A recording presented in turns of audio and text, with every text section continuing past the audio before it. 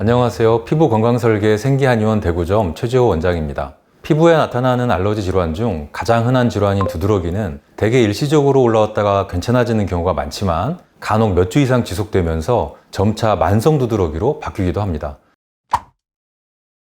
초기에는 두드러기가 생긴 원인을 해소하면 두드러기 증상도 대부분 잘 들어가는데요. 예를 들어 책기, 소화불량, 식중독 등에 의한 급성 두드러기는 소화기가 풀리고 안정되면 같이 해소되는 경우가 많습니다. 반면에 시간이 오래 지난 만성 두드러기는 처음 두드러기를 발생시킨 원인을 제거해도 두드러기가 해소되지 않는 경우가 많습니다. 예를 들어 차가운 온도에 노출되어 체온을 뺏길 때 나타나는 한랭 두드러기는 증상이 시작된 초기 2, 3주 이내에는 반신욕, 사우나, 운동 등을 통해 땀을 빼고 몸에 열을 내면 해소되는 경우가 많으나 한랭 두드러기가 몇 개월 이상 된 환자분들은 이런 방법을 매일 해도 좋아지지 않는 경우가 많습니다. 또 다른 예로 체온 상승에 의해 나타나는 콜린성 두드러기의 경우 체온 상승에 노출되지 않도록 관리하거나 반대로 열 발산을 위해 땀을 빼는 반신욕, 운동 등을 매일 시행해도 차도가 없어서 힘들어 하시는 분들이 많습니다.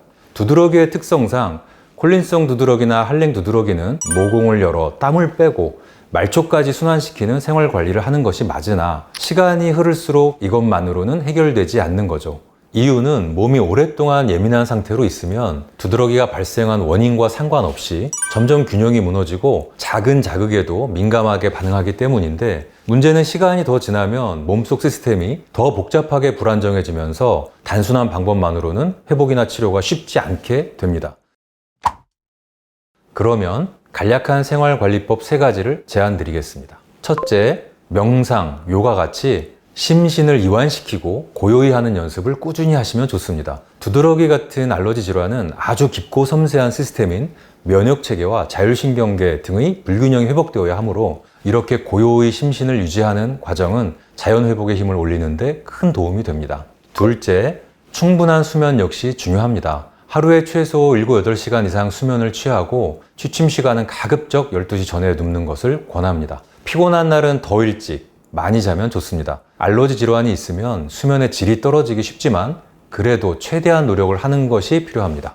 셋째, 안 좋은 음식, 과식, 야식을 피하고 물을 충분히 마십니다. 알러지 성향을 높일 수 있는 튀김, 바삭한 음식, 단맛 강한 음식 등을 가급적 피하고 과식과 야식도 덜하는 것이 좋습니다. 그리고 식사 시간과 식사 이후 30분 정도 시간을 피해서 물을 충분히 마시고 소변은 참지 말고 적절히 자주 보는 것이 증상 개선에 도움이 됩니다. 충분한 수분 흡수와 소변을 자주 보는 것은 생각 이상으로 피부 증상에 영향을 많이 줍니다. 방금 말씀드린 생활관리 3가지는 모공을 열어주는 반신욕, 운동 등과 더불어 증상 개선의 밑바탕이 되니 꾸준히 잘 실천해 보시기 바랍니다. 마지막으로 치료 면에서도 복잡하게 얽힌 몸 내부 시스템을 입체적으로 풀어내고 과민해진 면역과 자율신경계를 차근차근 회복시키는 방향의 치료가 바람직하다는 말씀을 드립니다. 만성 두드러기로 고생하시는 모든 분들이 어서 쾌차하시기를 기원드리면서 이상 생기한의원 대구점 최지호 원장이었습니다. 감사합니다.